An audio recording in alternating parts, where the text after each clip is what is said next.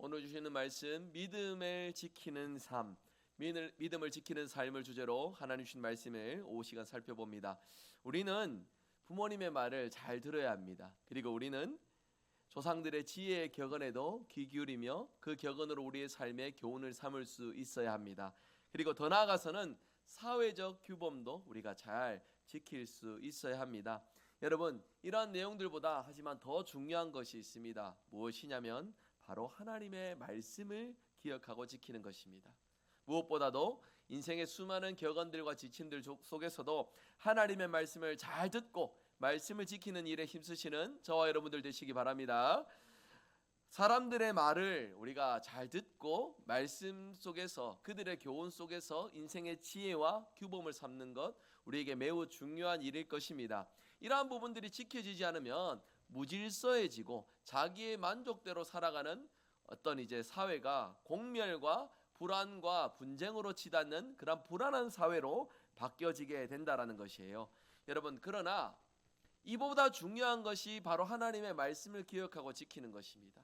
그런데 우리가 생각을 해보면 다른 이들에 대하여서 불편을 끼치지 않거나 다른 이들의 어떤 지혜의 격언의 말씀을 지키는 일에는 힘쓰고 중심을 잘 가지는데 하나님의 말씀을 기억하고 지키는 일에는 우리가 다른 이들의 말을 듣고 기억하고 지키는 것만큼 아니 그 이상으로 지킬 수 있도록 노력해야 함에도 불구하고 우리가 때로는 하나님의 말씀을 소홀히 여기고 등한시 여기는 그러한 연약한 모습들이 있다라는 것입니다. 여러분, 하나님의 말씀을 듣는다는 건 틀림없이 두 가지 의미가 있습니다. 먼저는 말 그대로 귀로 하나님의 말씀을 듣는다라는 것이고, 그리고 하나님의 말씀을 들은 것들을 토대로 기억하고 지킨다라는 뜻에서 말씀을 듣는다라는 의미도 함께 주어집니다. 우리가 지금 이 순간에도 하나님의 말씀을 듣고 있습니다. 그런데 귀로는 듣는데 실천하지 않는다라고 한다면 하나님의 말씀에 순종하지 않는 인생으로 우리가 살아가고 있다는 것입니다. 말씀을 기억하고 말씀의 지식을 아는 것이 중요한 것이 아닙니다. 말씀을 기억하고 지키고 순종하는 것이 하나님 앞에 값진 것임을 다시 한 번 더 말씀을 통해 기억하는 저와 여러분들 될 수 있기를 바랍니다. 그래서 귀로 듣고 마음으로 순종하여 하나님 기뻐하시는 말씀의 열매를 삶으로 맺어가시는 저와 여러분들 되시기를 주님의 이름으로 축복합니다. 오늘 말씀, 하나님의 말씀을 듣는 일에, 기억하는 일에, 지키는 일에 힘썼던 이들이 칭찬받는 모습을 발견하게 됩니다. 레갑의 후손들입니다. 하나님이 왜 이들을 칭찬하시는지, 이들과 비교하여 또 다른 이들을 책망하시는 데에 그들은 왜 책망하시는지 우리가 말씀을 통해 함께 말씀의 지혜를 살펴보기를 원합니다. 먼저 첫 번째입니다. 조상의 전통을 잘 지키는 레갑 자손들을 하나님께서 칭찬하셨음을 기억해 봅시다. 하나님은 이스라엘 백성들에게 교훈하시기 위해, 그러니까 단순히 레갑 자손들을 칭찬하시는 데만 목적을 두신 것이 아니라 이스라엘 백성들에게 하나님의 말씀을 기억하고 지키는 일들을 교훈하시기 위해 레갑 자손을 손꼽으시고 그들을 칭찬하셨음을 보여줍니다. 레갑의 후손들, 나실인적인 삶을 살았던, 구별되어진 삶을 살아가기 위해 철저하게 힘쓰고 노력했던 이들입니다. 포도를 재배하는데도 포도주를 마시지 않는 그러한 모습들을 지킵니다. 집을 짓지 않고 천막에서 사는 모습을 보여줍니다. 불편한데도 그 조상의 전통을 잘 기억하고 지키는 일에 힘썼던 레갑의 후손들입니다. 하나님께서 예레미야에게 말씀하시기로 레갑 자손을 데려다가 성전방에 들어가서 포도주를 권하라 하나님이 말씀하셨습니다. 큰 사발에 포도주를 담아 마시도록 하는데 정작 레갑 자손들은 포도주를 먹지 않습니다. 자기 조상으로부터 지혜의 격언으로 이것을 멀리하라, 먹지 말라 말했기 때문에 우리는 이것을 지켜야 된다라고 그렇게 말하고 있는 것이에요. 여러분, 이것을 단순히 예레미야 앞에서 개인적인 어떤 면모들로서가 아니라 그 백성 이스라엘에게 밝히 보여줘서 이 사실을 교훈 삼을 것을 하나님이 보여주고 있습니다. 레갑 자손들은 자기의 조상들의 전통을 고집하면서 하나님께서 주신 교훈이다 싶어 이것을 지키는 일에 힘쓰는데, 반면에 이스라엘 백성은 여호와 하나님의 말씀을 듣고 기억함에도 불구하고 지키지 않는 백성들이다 말씀하고 있는 것이에요. 레갑의 자손들은 그들 조상에게 물려받은 전통을 잘 기억하고 지켰습니다. 이에 대해서 하나님께서 깊이 칭찬하시고 귀하게 보심을 보여주고 있어요. 조상적부터 내려오는 신앙의 전통, 선민적인 전통을 잘 지키는 것에 하나님께서 복 주시고 은혜 베풀어 주신다 말씀하시고 있는 것입니다. 19절에 뭐라고 말합니까? 레갑의 아들 요나답에게서 내 앞에 설 사람이 영원히 끊어지지 아니할 것이다. 그러니까 이 가문의 계대에 이어갈수록 그 가문이 더욱더 하나님 주신 은혜와 복을 누리는 복된 가문이 될 것이다 라고 하나님께서 칭찬하시고 복을 주시겠다 약속해 주시는 것이에요. 여러분 19절에 내 앞에 설 사람이라는 이 내용은요, 성전 제사에서 봉사하는 직분들을 말하는 것입니다. 하나님을 섬기는 직분을 영원히 감당하는 자들이 된다라고 칭찬해 주시는 내용인 거예요. 여러분, 하나님 백성에게 가장 큰 영광이 무엇입니까? 하나님께 칭찬받는 삶을 살아가는 것이잖아요. 저와 여러분의 삶의 모습에서 하나님께 칭찬받는 우리 모두가 될 수 있기를 주님의 이름으로 축복합니다. 여러분, 우리 가정도 그래야 되겠고요, 가정에서부터 신앙의 전통을 물려주는 일에 힘쓰셔야 돼요. 얼마 안 있으면 이제 명절을 맞이합니다. 명절, 민족 고유의 명절이라 해서 민족의 문화와 전통을 기억하고 지키는 일에 힘쓴다면은 이에 못지않게 하나님께서 가정 가운데 원하시는 하나님의 말씀을 기억하고 지키는 일에도 더욱 힘쓰셔야 돼요. 무엇보다 새해 덕담을 그냥 세속적인 덕담으로 공부 잘하고 좋은 직장 취직해서 잘 들어가고 좋은 배필 만나서 결혼하고 이런 어떤 세속적인 복을 말할 수도 있겠지만, 여러분 부디 주님의 이름으로 권면하기로 올해 우리 설날에는 가족 안에서 하나님께서 말씀을 통해서 주시는 그 복, 하나님 주시는 복을 서로 함께 주고받고 축복할 수 있는 아름다운 우리의 가정의 모습이 될 수 있기를 주님의 이름으로 축복합니다. 여러분, 이 혼탁하고 어지러운 시대에서 우리 자녀 세대들이, 우리 가정의 식구들이 어디 가서 하나님의 사랑을 맛보고 경험할 수 있겠습니까? 가정입니다. 가정 안에서 먼저 하나님의 사랑과 은혜를 맛보고 경험할 수 있어야 돼요. 여러분, 이러한 가정이 되셔서 하나님 주시는 복을 자자손손 대대로 누리시는 저와 여러분 가정의 모습이 될 수 있기를 바랍니다. 교회도 마찬가지입니다. 오늘 점심시간에 잠깐 이렇게 내려가서 있어 보니까 여러분 보셨는지 모르겠어요. 초등부실에 아이들이 식탁에 한 줄 앉아가지고 자기들끼리 앉아서 꽁냥꽁냥거리며 밥 먹는 거 보셨습니까? 너무너무 예쁜 거예요. 사실 제가 담임 목사지만은 처음에 부임해 와서 우리 교회에 제가 12월 셋째 주에 부임했잖아요. 얼마 안 있다가 겨울방학이고 명절이고, 그때 아이들이 예배드리러 오는 거 보니까 한 8명? 이렇게 모여서 초등부 아이들이 예배드리고 있는 거예요. 그 8명 중에 2명은 저희 아들들이었습니다. 그런데 그 아들 중에 1명이 이제 중고등부 올라갔어요. 중고등부 2명이나 올라갔으니까 당연히 인원이 줄었겠지 싶어가지고 더 열심히 해야 되겠는데 싶은 그런 마음을 가졌는데, 오늘 식당에 가니까 애들 한 10명 넘게 앉아가지고 자기들이 꽁냥꽁냥거리면서 밥 먹고 있는데 어떤 집사님 그러시더라고. 보기만 해도 배부르다고. 이야, 참 아름다운 모습이죠. 여러분, 근데 잘 생각해 보세요. 아이들이 많이 있는 것들도 중요한데 그 아이들이 교회에서 무엇을 보고 배우고 경험하는지도 중요하잖아요. 우리 성도님들이 식사하실 때도 서로 함께 기쁨을 나누고 서로 함께 사랑을 나누고 서로 함께 교회에서 오매감에 신앙으로 서로 위해주고 축복하고 섬기는 귀한 모습들을 우리 자녀들이 꼭 그것을 보고 배울 겁니다. 여러분, 그렇기에 여러분들 예배 시간 이후에도 함께 교제하고 함께 삶을 나누시는 모든 자리에 서로를 위하는 귀한 마음으로, 사랑하는 마음으로, 아끼는 마음으로, 소중한 마음으로 서로 대해주셔서 교회에서부터 서로를 귀하게 여기는 그 아름다운 모습이 우리 자녀들에게도 잘 전승되어서 우리 교회 예수님 사랑 맛보고 경험하는 일에는 어디 가서 빠지지 않는 주님이 기뻐하시는 건강한 교회로 자리매김할 수 있기를 주님의 이름으로 축복합니다.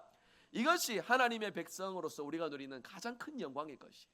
가정에서부터 교회에서부터 하나님의 사랑을 맛보고 누리는 데 힘쓰는 저와 여러분들 될 수 있기를 바랍니다.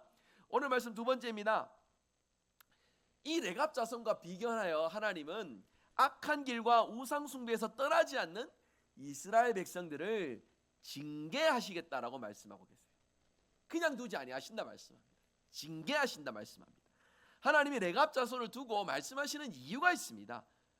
아까 전에 처음에 말씀을 전할 때 말씀드렸죠. 단지 레갑 자손 잘해서 칭찬하는 데 목적이 있는 것이 아니라 하나님의 말씀을 전혀 따르지 않는 그 이스라엘 백성들이 회개하고 깨닫도록 하기 위해서 레갑 자손을 두고서 칭찬하고 계시다라는 거예요. 이스라엘 백성은 하나님의 말씀을 지키지 않습니다. 전혀 들으려고 하지도 않고 말씀을 삶으로 지키는 일에도 소홀히 하고 있습니다. 그래서 15절에 너희는 이제 각기 악한 길에서 돌이켜 행위를 고치고 다른 신을 따라 그들을 섬기지 말라. 그리하면 너희는 내가 너희와 너희 손조에게 준 이 땅에서 살리라. 그러니까 하나님과의 약속을 기억하여 이 땅의 모든 우상들을 저버리고 하나님만 섬길 것을 말씀하고 있습니다. 그러면은 이 땅에 선조들에게 약속했던 이 땅을 너희들이 자자손손 대대로 지킬 것이다 라고 말씀하고 있어요. 여러분, 이 말씀에 전제가 있습니다. 지키지 않을 경우는 어떻게 됩니까? 그 선조들로부터 주었던 그 약속을 하나님께서 돌이키셔서 그들에게 징계가, 징벌이 임할 것이다 라고 말씀하고 있는 것이에요. 14절에 보시니 하나님의 애타는 마음이 느껴집니다. 내가 너희에게 말하고 끊임없이 말해도 너희는 내게 순종하지 아니하도다. 하나님이 한두 번 말씀하신 게 아닙니다. 애타는 심정으로 끊임없이 말씀하셨다라고 말씀하고 있잖아요. 선지자들을 보내가지고 하나님의 사람들을 통하여 하나님의 마음을 소리치고 외치고 전하여도 그들이 전혀 하나님의 말씀에 반응하지 않는다라는 것입니다. 계속해서 듣지 않으니 하나님께서 무엇을 말씀하십니까? 심판을 말씀하십니다. 징벌을 말씀하십니다. 마침내 이 예레미야 선지자 이후로 그들은 심판을 맞이하게 됩니다. 바벨론의 포로로 끌려가게 되고 유다가 완전히 멸망하게 되지요. 레갑 자손들이 조상의 말을 지키면은, 여러분, 그 조상의 말을 지키는 것이 쉬웠겠습니까? 그것들을 지키는 것이 어려웠을 것입니다. 집을 짓지 않고 움막에 지내면서 많은 사람들이 포도주로 쾌락을 부추길 때에도 그들은 철저히 금주하여 경건을 지키는 일에 힘썼던 그들의 모습. 농사 짓지 말라고 하여서 그들은 유목을 하였습니다. 집이 아닌 천막에서 생활하라 하니 그들은 천막에서 생활을 해야만 했습니다. 아주 불편하게 사는 것들이었습니다. 하지만 불편한데도 몸부림을 치면서 조상으로부터 하나님께서 우리에게 주신 기준이다 하여서, 삶의 표준이다 하여서 이것을 지키는 일에 힘썼다라고 하는 것이에요. 하나님은 이것을 기억하시고 칭찬하고 계시면 우리가 주목해야 됩니다. 여러분, 하나님의 말씀은 우리에게 불편함을 주는 게 아니에요. 말씀 아니라 내가 원하는 기준대로, 내 흥미대로, 내 즐거움대로 인생을 살아가면은 더 좋을 것 같은데 싶은 우리의 생각이지만 그렇지 않다는 것입니다. 하나님의 말씀은 우리에게 불편함을 주는 것이 아니라 우리에게 경건을 통한 유익을 주는 거예요. 하나님이 기뻐하시는 삶의 표준으로 하나님께서 복 주시고 돌보시고 함께 하시는 은혜의 손길을 경험하도록 말씀으로 우리를 이끌어 가시는 하나님이심을 우리에게 보여준다라는 것입니다. 이 하나님의 말씀을 지금도 우리가 귀로 듣고 있습니다. 마음으로 기억하고 새기고 있습니다. 이제 이 문을 박차고 나서면은 우리는 말씀을 기억하고 지키는 자로 살아가야 됩니다. 그렇게 살아가지 못할 때에 하나님은 뭐라고 말씀하십니까? 징벌하신다, 징계하신다.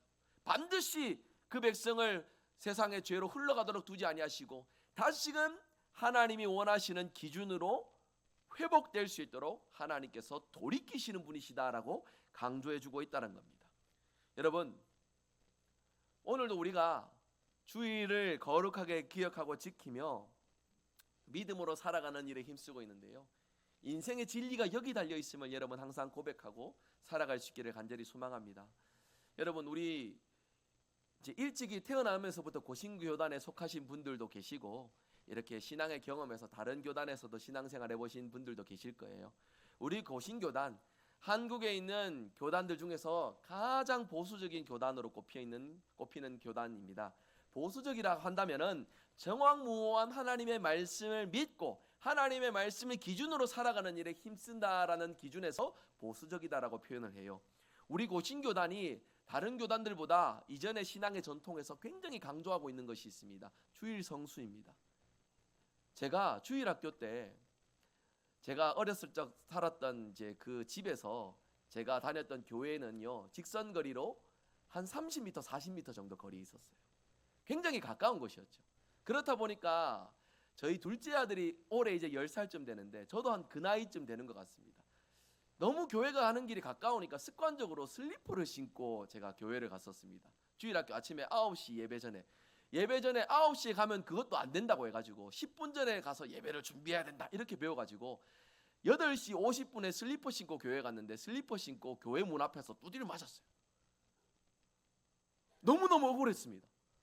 아니, 아직 교회 오지도 않는 애들도 있는데 고작 슬리퍼 하나 신고 왔다고 내가 지금 이거 맞을 일인가 싶은 막 그런 마음들이 들었었어요. 근데 이제 슬리퍼 갖고 궁둥짝을 맞으면서 제가 그래도 들었던 말, 그 말이 어렸던 제 마음에도 합리적으로 와닿았던 부분들이 있습니다. 하나님 앞에 예배 드리는데 바른 모습, 바른 자세, 준비된 모습으로 나와야지 이 모습은 합당한 모습이 아니다라고 말을 할 때에 좀 그게 받아들여지더라고요. 아, 하나님 앞에 예배 드릴 때에 바르고 또 정갈한 모습, 준비된 모습으로 예배를 드려야 되는구나라는 것들을 궁둥장을 맞아가면서 그렇게 배우긴 했습니다. 안 맞고 배웠다면 더 좋았을 텐데 말이죠.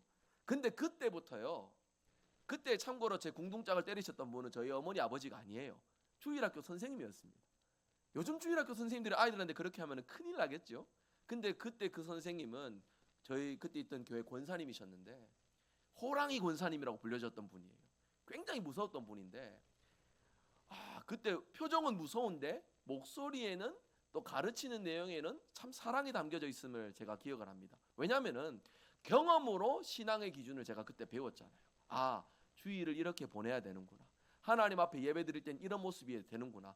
그때 궁둥짝을 시작으로 해가지고서 다양한 상황 속에서 신앙의 기준, 주일 성수의 기준들을 고민하고 생각할 수 있었기 때문에 저는 그때 잘 맞은 것 같아요. 제 나름대로는 그렇게 생각을 해봅니다. 여러분, 우리 고신교단은 주일 성수에 목숨을 건 교단입니다. 무엇보다도 신사참배, 하나님 앞에 예배 드리기 전에 애국행위라는 동방요배 신사참배 행위에 대하여서 목숨을 걸고 거절하였던 신앙의 선배들이 세워놓은 피 흘린 순교자의 교단이 바로 우리 고신교단입니다. 그러한 우리 고신교단이기에 하나님의 말씀을 붙들고 기억하고 지키는 일에 다른 교단들보다 더 많은 기준과 엄격함을 가지는 것은 당연지사일 것입니다. 이것들이 우리 신앙의 선배들이 오랜 시간 신앙의 경험을 통해서 우리에게 물려준 아름다운 신앙의 기준이라는 것이에요. 그런데 오늘날 가면 갈수록 이런 주일 성수의 개념들이 흐려져 갑니다. 우리 일상의 어떤 생활 패턴들도 바뀌어져 가고요. 그리고 또 살아가는 모습들도 다양해져 가니까 주일을 거룩하게 지켜나가는 일에 가면 갈수록 바뀌어져 가고 있어요. 그 증거 중에 첫 번째 하나가 뭐냐면 예전에는 저녁 예배를 드렸습니다. 맞지요?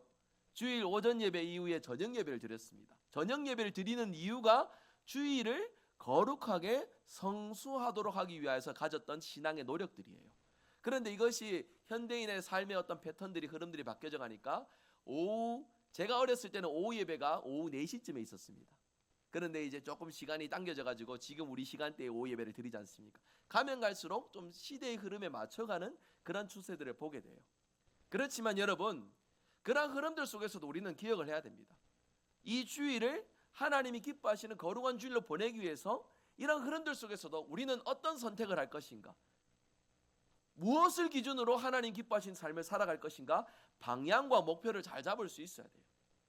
단순히 주일 성수라 해서 주일날 교회 한번 왔다 가는 것으로서 끝나는 것이 아니라 이 주일을 하나님이 기뻐하시는 주일로 보내기 위하여서 여러분 위치에서 말씀을 듣고 기억하고 지키는 일에 힘쓰시는 저와 여러분들 될 수 있기를 바랍니다. 이러한 우리의 모습 속에서 여러분 생각해 보세요. 아까 제가 주일학교 아이들 말씀드렸지만 우리 주일학교 아이들이, 우리 신앙의 선배들이요, 주일을 거룩하게 지키기 위해서 아둥바둥 노력하고 이렇게 수고하는 모습을 아이들이 교회에 와서 보는데 주일을 허투루 보내겠습니까? 결코 그렇지 않습니다. 경험으로 전해주는 일이 바로 이런 부분들이라는 거예요. 여러분, 특별히 또 하나 더 있습니다. 가정에서요, 저도 이 부분에 엄격하게 훈련을 많이 못 시킨 많은 순간 타협했던 부끄러운 모습들이 있습니다만 11조를 예를 들어볼게요.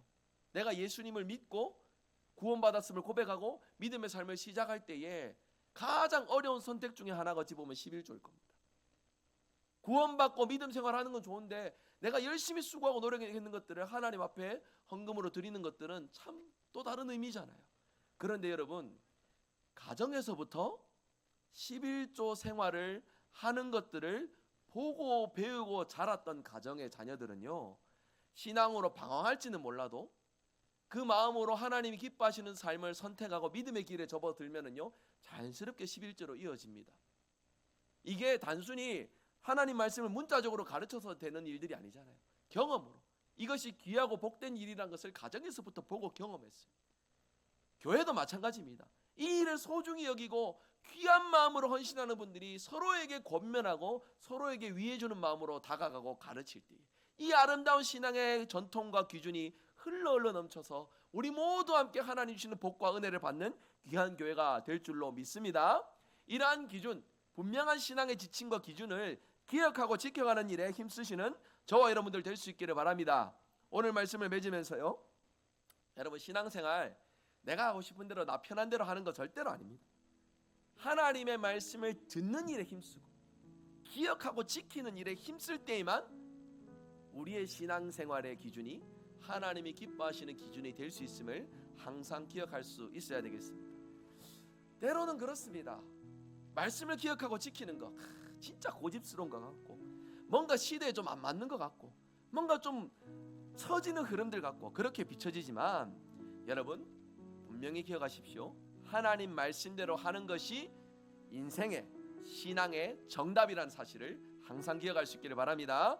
그래서 우리 생각에 미련해 보이나 고집스러우나 하나님이 원하시는 그 기준을 붙들고 지켜서 오늘날 이때에 우리를 통해 복 주시고 은혜 베푸신 하나님을 깊이 경험하고 누리며, 우리를 통해 또 많은 이들이 하나님 주신 은혜와 복을 맛보고 누리는 은혜의 삶을 이루며 살아가는 저와 여러분 되시기를 주 예수 그리스도의 이름으로 축복합니다.